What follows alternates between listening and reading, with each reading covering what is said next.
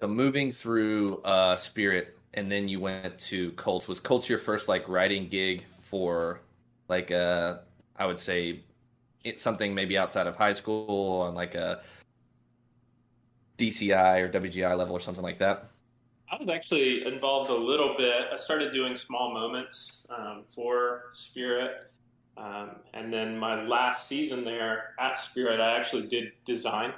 Okay. Um, and then trying to think of the timeline now, it's been a little while, but the Monarch thing started in the same year. So I started writing for Spirit. Um, the Monarch story is a little different than what the question you asked, so I'll wait for that. But I had written for Spirit and Monarch for a couple of years before I had gotten the Colts gig. And there were a couple people that were with me at Spirit that had moved on to Colts, where I kind of had a previous relationship as far as like a designer caption head. So just a couple seasons. I was still pretty fresh into it, but Colts was probably my first real opportunity where it was kind of hit the reset button. This is going to be my group, my identity, my style, my team, my writing. So yeah, I would say that's probably the first real good representation of what I was able to do. Awesome. You taught or Ollie or Oliver was on that staff, right? Yeah, so Ollie was Yeah. actually one that we retained. There were a few, every time you take a gig somewhere, there's always talented people that were on the previous team, and sometimes that team picks up and goes elsewhere. Sometimes that team just kind of dissipates and stops. But Ollie was somebody who was interested, and we got such good feedback on what he had done that previous year that we gave him a call, and the fit felt right. And he was with us for all 3 years. So I was with the Colts. Love Oliver. Marched with him in 2010, and now he's getting his gotten his gig down there at Tarpon Springs, just rocking it. So Heck yeah, man. Yeah, I was actually just talking with him the other day, congratulating him on that. And, Ollie's great. yeah, just a genuinely awesome person. Um, Absolutely. so you talked about like your identity as like a writer, like it's your gig, it's your music, it's your staff, it's your team. Take us a little bit through like when you're writing, where does your inspiration come from? Like are you doing a lot of research on like the source material and like trying to access that and somewhat hone that into the percussive writing that you're doing, or are you trying to like take it as a read and be like, all right, what do I feel here? Like how does this make me feel and how do I want to make the audience or the members feel in this moment? All right. Uh, this is my favorite part about what I get to do. I don't know how long I'm going to get to do this, so it's one of those things that I take really seriously and spend a lot of time thinking about. I mean, there's only so many of these gigs, right? You don't get to write and design for this level very often. So, I mean, my process, what I really like, actually, I guess I should start before the process is things that are memorable. I think my big hang up for some groups is it's just so hard to digest everything that's being presented on a first read. And this is actually something I'm learning more as I judge too, is like how much you can actually take in and what makes a group memorable versus something that's forgettable and sounds like everybody else. So the majority of my time when I'm writing or designing with a group is actually spent on um, trying to come up with the hook. What's going to keep this thing interesting? What makes this show feel like this show versus what makes this show have a bunch of licks at 180 that you've heard a million times. So finding creative ways to create devices that are timekeeping and subtle like we need, but also things that would develop into a full section feature or make the win book come alive. I think batteries specifically, we kind of decide what the show's going to feel like, not necessarily moods or harmonic stuff, but like you take a battery book out and you hear the horn book. Is that a backbeat or is that a front side drive? We get to decide what those things are going to feel like from an energy side of things, which is exciting for me. So I spent a lot of time thinking about what we're trying to portray. What's the show going to look like? Those are questions I ask in our design meetings all the time. Like, okay, cool, it's this music, but what's happening here? I could write a snare feature because you want a snare feature and they haven't played for 30 seconds. Or we could write a snare feature that's really specific, that has meaning and purpose. And again, just what's the hook? What's the thing I want everybody to listen to or be humming or or singing back or drum speaking on the way out of the show, whether they know what it is or not. So, Right. um, yeah, that's definitely where I start. And I think that a couple of those things that you said are what make me drawn towards certain groups over certain summers. It's not the same group every summer, but it's who did something that you remember, something that's just like, oh, I hadn't seen that before. Um, like obviously, I'm very close to the Crown organization. I march there. A lot of my friends teach there. But then 2019, when they did the kind of like double decrescendo, like double stop stuff, and then like they did the drum feature where they played like the piano at like the 15-inch height. I was like, I don't remember people doing that, but I remember that. Was that the like hardest thing? It was probably hard in its own right, but I was like, I remember that.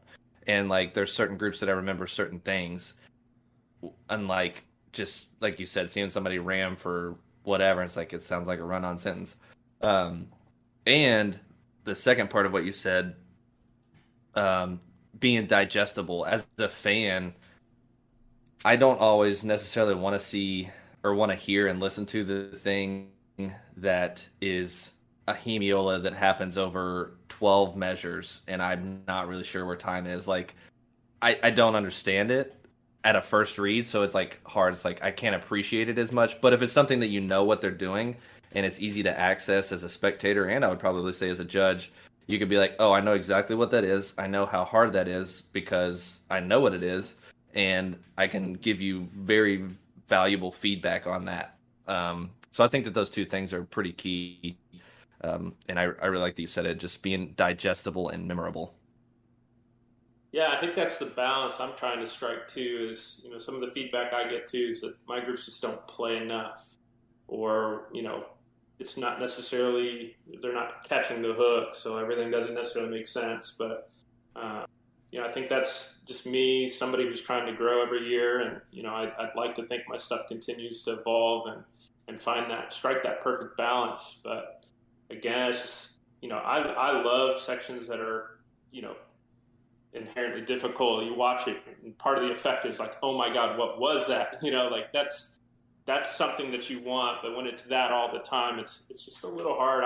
I like to watch lines and kind of transcribe it in my brain, like see the rhythms notating out, like trying to really dive in and understand, what's going on and what's difficult.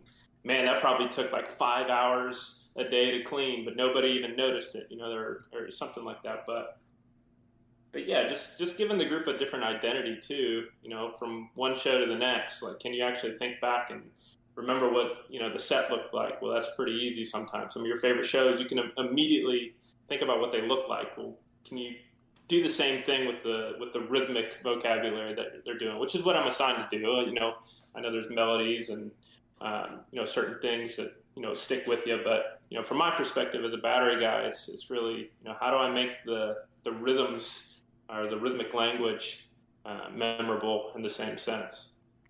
Yeah, and I.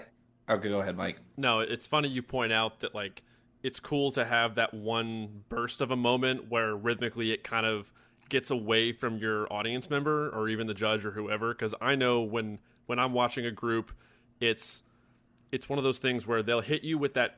They're kind of moving along. You get it's duple or triple, and you kind of follow the rhythmic pattern of everything, and then all of a sudden they'll switch the gears and do over the bar line stuff like crazy syncopated stuff, and it's like I have no idea what that was. And to me, that can be very effective and memorable because it's like I instantly assume that has to have been hard by default on a first read, even if maybe if you look at it on paper it really isn't. But because it was like a hiccup in the pattern of what your brain was getting used to listening to, it can be extremely effective. But I fully agree, like with you when you followed it up with, you can't do that all the time. Like it's got to be used as like as a hook, as you put it, or just like a weird curveball you throw at the listener, and that in and of itself can be effective and memorable without, I guess, having to overdo it. I'm gonna make like a really random comparison, and this is only because I've been watching a lot of this lately. Is like stand-up comedy in drumline. So I love when composers and arrangers develop some rhythmic motif within the battery, because we're speaking a lot about battery right now, or the front ensemble, whatever, or just the percussion product itself. and you see that and you're like, oh, what was that? And then it just like goes and it goes and it goes, and then it like comes back out of nowhere, and it's just like, oh, there it is again. So I love that same thing in drumline and like comedy when a comedian has like a punchline, but then like 20 minutes later it like comes back in full circle, and you're just like, oh, he brought that back and like just randomly threw it in there. So those are two random parallels, but I've been Yep. watching a lot of stand-up comedy lately, so I think the same way about stand up. That's honestly something that I think about and watched, and I don't know if this is kind of just because of what I'm involved with, but I like to look maybe beneath a little bit of the surface level. Like, okay, like where is this going, and why did they decide to start with this? And no, this is coming back. I wonder when they do it, and obviously the best ones deliver it right when you're not expecting it. Um, but yeah, right. absolutely, man. So we you didn't quite touch on the Monarch story because you said it was a little bit separate. Take us through that. Yeah, I know you said it was a kind of an interesting deal or whatever. Yeah, so I don't know if you guys know much about like the history of Texas indoor or whatever, but there really hadn't been a strong presence, or at least a strong, consistent presence down here. There's been a bunch of groups, and some of them come out, they're really successful, and then before you know it, they're either gone or they're just not, as strong anymore. And so I had just moved down to Texas and been asked to work with one of those groups, and came out, had a really poor experience just in general, and kind of as I'm teaching, deciding that I'm not going to be involved with said group again. And so at that time, I was in the Houston area, Katy, Texas. I was teaching, the high school out there, and that group had just won the state circuit, the A class. So I was approached by one of the Monarch guys saying, hey, we're looking to start this indoor group, Monarch Independent. We've got this 5-year plan to get at an A class. You're doing really well in A class. Would you consider, writing our show? At the time, I'm like, man, I don't know. I'm a full-time, percussion director. I can barely, do my group and do that well. But sure, I'll write a book for this year, and we'll get you guys started. And had really no intention of continuing on or being involved with it long term. But so, of course, first year we end up doing it. Immediately bumped out of A class. So it was like, well, there goes that 5-year plan. We're going to try to take our time. And, the admin team has been great to make sure the group is stable and has quality equipment, which, starting off is one of the hardest things. Oh yeah. But, at the end of that first year, I was pretty much ready. Like, okay, cool. We had a great year. Got you guys started. I'm good. I actually, I believe I told some of those guys like I was done. Thanks for the experience. Enjoyed it. Coming back to Taha. Taha calls me. Hey man, is there any way you would do 1 year? We're looking to make some upgrades, and we're going to bring on Brian Armson, who is now going to be in my wedding. Lucked out there. We're going to bring in some Richard Henshaw, who I still work with to this day, and trying to upgrade the team. Could you just do 1 more year? And of course, I'm thinking like, man, I just don't have the time or energy to do it. But Taha, love you, man. Let's do this. I'll do 1 more year. So that was our first like starting an open class year. Did another year. Absolutely loved working with Brian Harmson. If you don't know that guy, he'd probably be somebody great to talk to on here as well. But I do not Brian know and him Rich, actually. yeah, just a great human. Has great intentions, easy to work with, extremely intelligent. Of course, we ended up doing really well in open class. Love that experience. Third year, we bring in Don Click, I believe, was our big kind of upgrade, and the rest is kind of history. It's one of the things I look forward to the most every year. Just getting that started and working on those shows. So. Lucked into working with that group. A lot of it started from just, a lot of people ask me too, like, dude, how did you get the Monarch gig? Like, how do I apply for something like that? It's like, well, I didn't, we built it when it wasn't a thing. We started that from absolute scratch, and I'm a very small part of that success and just being kind of the battery design element to it. But, you get the gigs you build, those are the ones you guarantee. If you really want to start something and you have a vision and have people around you that can kind of help build you up. That's how I got the Monarch gig. So Yeah, I would say you mentioned earlier like there's only so many gigs like in the activity, especially in the DCI world and WGI world. But I would say if you're trying to get a gig like that in WGI, the ease of access is a little bit easier than drum corps. There's a little bit less moving parts. I mean, obviously, like you said, the number one thing is finding equipment and probably finding rehearsal space. But someone trying to do that, just like start your thing. Like, there's a little bit of an easier path to like getting a group off the ground than I would say drum corps, just because you don't have to travel as much. Generally, they're more centrally located. Still a challenge, super difficult to do. But a lot of those people, like you said, just like, dude, just start your thing. Just find some way to start it. Like find a group, find somebody at high school to partner up with. I don't know, to do independent thing.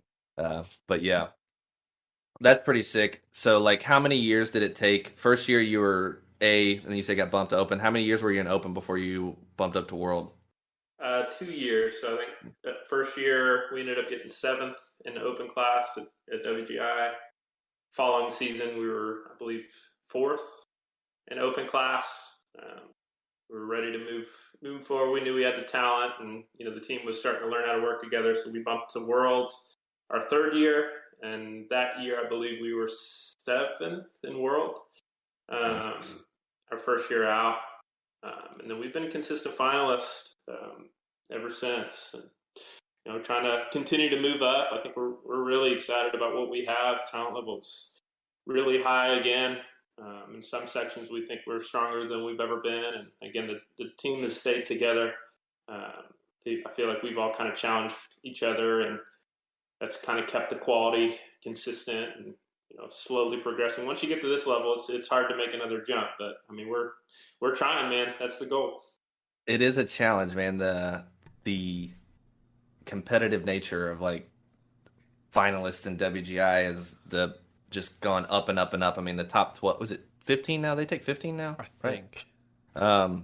The top 15, top 12 are just like pretty cutthroat. It's gotten nuts how good those top finalist groups are compared to what they were even 6 years ago, 7 years ago. It's wild. Right. And even the groups outside of that, you can say the same thing about DCI too. It's you can go sit and watch quarterfinals and enjoy yourself from start to finish. It's insane. I remember Mike and I did that. I don't know if this is 2019 or 2020 when we were sitting in finals lot at Indianapolis. We were watching 20. Or 2019 or 2018 is what I meant. Yeah, it wouldn't have been 20. We were sitting out there alone, sobbing. There's no drum lines. But I remember we were watching a group, and I won't say who it is, but they were in like 17th, and we were sitting there like, dude, this is a 17th place drum line? Like, what? Yeah. Get out of here, bro. This is crazy. It's nuts. Yeah.